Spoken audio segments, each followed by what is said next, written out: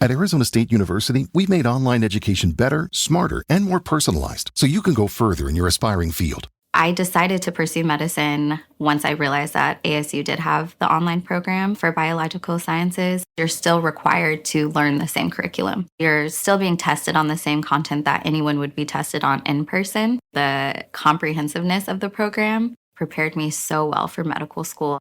Explore over 350 plus programs at asuonline.asu.edu. All right, jumping right in. Today, we're going deep into all the stuff surrounding Trump and Zelensky, their interactions. And you've given us quite the mix here. Headlines, search terms, some are pretty straightforward, some, well, not so much. Yeah, looks like we've got someone who wants to get up to speed fast. But they're also into those little details, the things most folks might miss, like Trump-Zelensky meeting video that pops up a few times. Clearly, they're interested in those face-to-face moments.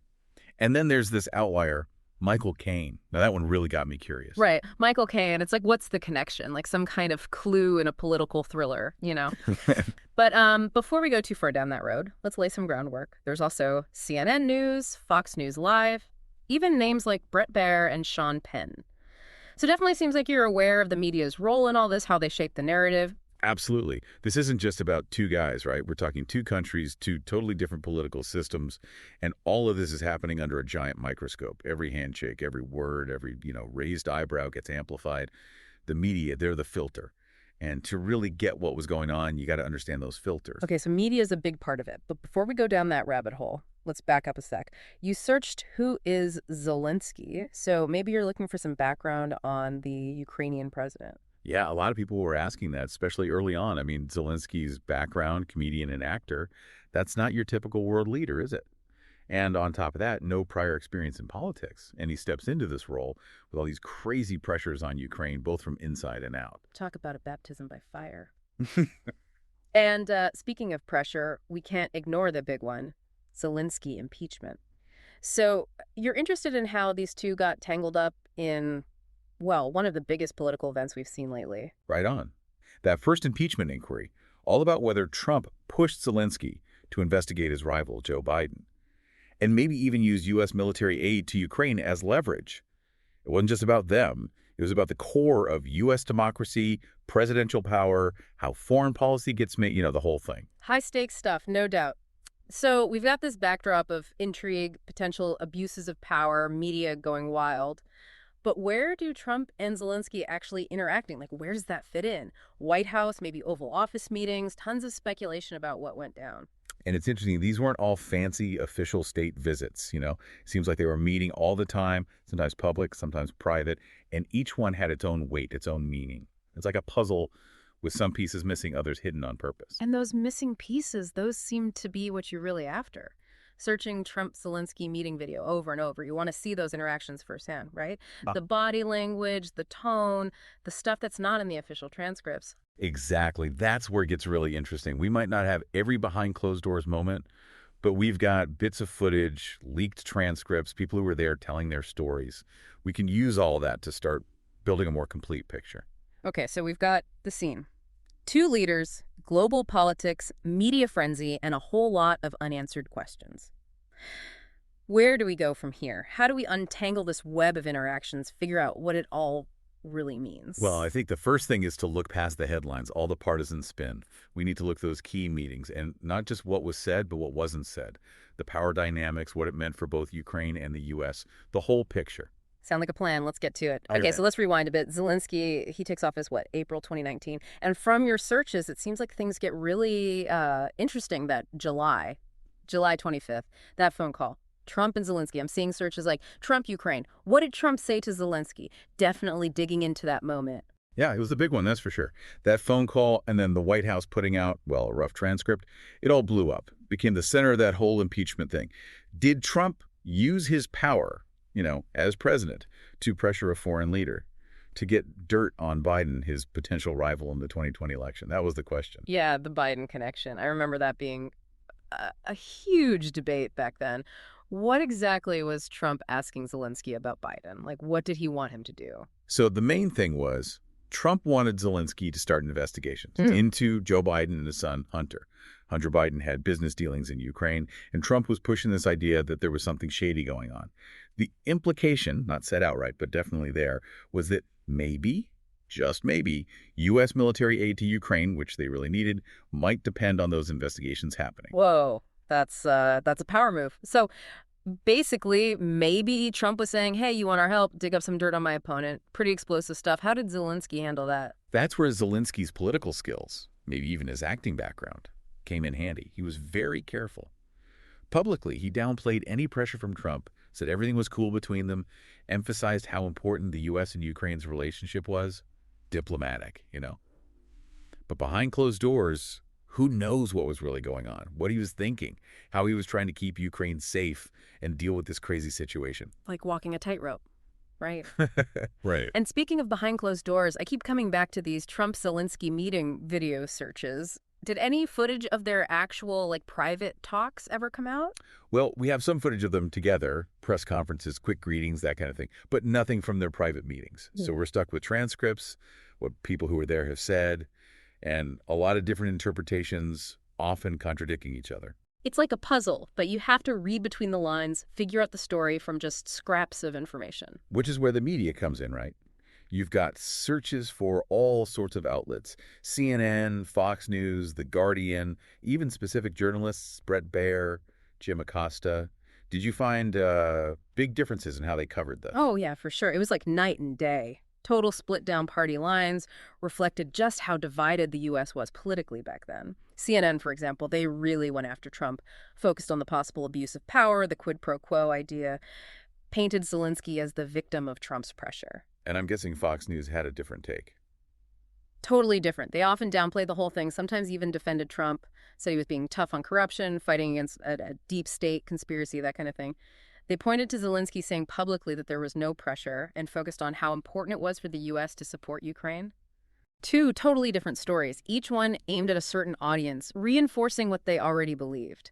Makes you wonder, how much did people's understanding of this whole thing get shaped by, where they were getting their news? Exactly. Media framing, how it influences what people think, that's key here. Did people get the full picture or just a version that fit their existing biases? And with searches like Trump-Zelensky shouting, reaction to Trump-Zelensky meeting, it seems like you're interested in how the public, how regular people reacted to these interactions. Was there outrage, been confusion, something else entirely? It was all over the place, really. Mirrored how divided the U.S. was, and the world for that matter. Some people were really disturbed by what Trump was doing, saw it as betraying Ukraine, a dangerous sign for U.S. foreign policy. Others, they saw it as nothing, just a political attack, nothing to see here. So you've got all this going on, but what about Russia? What about Ukraine's actual situation? I see searches for Russia, Putin, even World War III. Definitely some anxiety there about the bigger picture. Absolutely. The U.S., they're Ukraine's most powerful ally. And any sign that that relationship is shaky that could embolden Russia, put Ukraine at risk, what Trump did, whether he meant to or not, it created uncertainty. Made people question whether the U.S. would actually stand by its allies. So it's not just these two guys. It's personal relationships, political games, media spin, and, oh yeah, a whole international crisis going on. In your research, did any other, key players come up, people who had a big influence on how this all played out? Yeah, there were a few. On the U.S. side, there was Rudy Giuliani, Trump's personal lawyer. He was really pushing for those Biden investigations, working outside the normal diplomatic channels. Then there was Mike Pence, the vice president at the time. He met with Zelensky, too, but it's less clear what his role was in all this. And, of course, a ton of diplomats and officials on both sides trying to manage this whole, increasingly messy situation. And on the Ukrainian side, anyone besides Zelensky himself really stand out? Andriy Yermak. He was Zelensky's chief of staff. Became a really important figure, basically the main point of contact with the Trump administration. He had this tough job navigating the political minefields in both countries, trying to get U.S. support, which Ukraine desperately needed, while also keeping Zelensky from getting too caught up in U.S. politics. So it wasn't just a two-man show, a whole bunch of characters, each with their own goals, their own motives, all pushing and pulling on this already fragile relationship. How did their actions, individually, how did they feed into the overall story of Trump and Zelensky? It's like it's a super complicated chess game, right? One player makes a move, it affects everyone else. It's this tangled web of actions and reactions. If you want to understand the big picture, you have to understand why each person did what they did. Makes sense. And with that impeachment inquiry looming, were there any specific events, any revelations in your research that really felt like turning points, like things shifted after that? That whistleblower complaint, September 2019, that was huge. It claimed that Trump was trying to get foreign help to win the 2020 election and that people in the White House were trying to cover it up. It was based on firsthand accounts from people inside the administration. Really blew the whole thing open, gave the impeachment inquiry a ton of momentum. Yeah, that definitely changed things. And how did Zelensky react as this was all escalating? Publicly, he kept it cool, tried to stay out of U.S. politics as much as possible. But you could tell the pressure from Trump, the impeachment inquiry, would put him in a tough spot, trying to balance keeping that crucial U.S. alliance with protecting Ukraine's independence. Imagine being a new leader, dealing with that level of international pressure. Did Zelensky ever, push back against Trump, try to assert his own agenda? There were some subtle moments, like there's this joint press conference, and Zelensky gets asked about investigating Biden. He deflects it really skillfully, emphasizes that Ukraine's judiciary is independent, steers the conversation away from what Trump wants. So playing the diplomat, but with a little bit of backbone. And the media, with all their different perspectives, how did they portray this back and forth? Still super partisan, each outlet filtering things through their own lens. But as the impeachment inquiry went on, more details started coming out about the pressure campaign, the cover-up attempts. Some outlets start taking a more critical stance towards Trump. So even with all the polarization, the story started to change as new information came out. What about public opinion? How were people reacting to all of this in real time? Public opinion, just as divided as everything else, mirrored the partisan split in the media. Social media, it became a battleground for competing narratives. Some people were saying Trump was abusing his power. Others were saying it was all a witch hunt. Sounds about right for social media. Did any specific people or groups emerge as really influential in shaping how the public saw things? You mentioned searches for Sean Penn and Bill Maher. Sean Penn, the actor, he was very vocal, criticized Trump a lot, said he was putting Ukraine at risk for his own personal gain. Bill Maher, the comedian, he was more nuanced, questioned what Trump was doing, but also questioned how effective the impeachment process was. So a mix of celebrity voices adding to the noise. What about regular people? Did you find anything about how they were reacting? Polling data from back then, it shows a super polarized public. How people felt about Trump and Zelensky, it really depended on their political party. It seemed like people were just, interpreting things through their own beliefs, not really engaging with the details. It's like even with factual events, how we see things is so subjective, influenced by all these outside factors. It's almost like we all live in our own little curated realities. Yeah, it's true.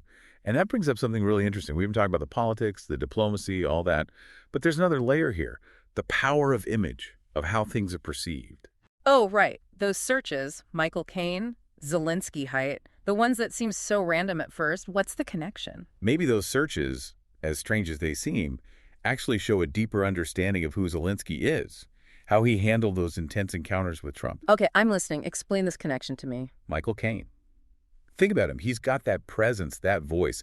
He often plays characters who are, strong, in control, even when things are tough. Maybe, subconsciously, you're making a link between him and Zelensky. Zelensky, despite being a comedian, he showed real resilience, real strength on the world stage. So it's a comparison based on, strength of character. But what about Zelensky height? How does that fit in? Height. We often connect it with power, with being dominant. Trump, he's a tall guy, and he definitely uses that, his size to be intimidating. Zelensky, he's not as tall. But in their meetings, he never seemed weak or scared. So you're saying the search for Zelensky height might be about a fascination with how Zelensky, even though he was shorter, could stand up to Trump, project confidence, even push back a little bit. Exactly. It's about more than just height. It's about the optics, how power dynamics are shown visually. Maybe those searches were hinting at how Zelensky, despite being physically smaller, still managed to hold his own, be seen as a leader. That's really insightful. It shows that sometimes the most revealing details are the ones we don't expect. It's a reminder that how humans interact is complicated. There are all these layers, all these things influencing us that we don't even realize. And when you're dealing with people like Trump and Zelensky on a global stage with so much at stake, every little thing matters. Every word, every gesture, even something as seemingly small as height.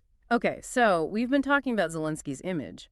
These searches for Michael Caine and Zelensky height, they seemed so out of place at first. But now I'm starting to see how they connect to those power dynamics.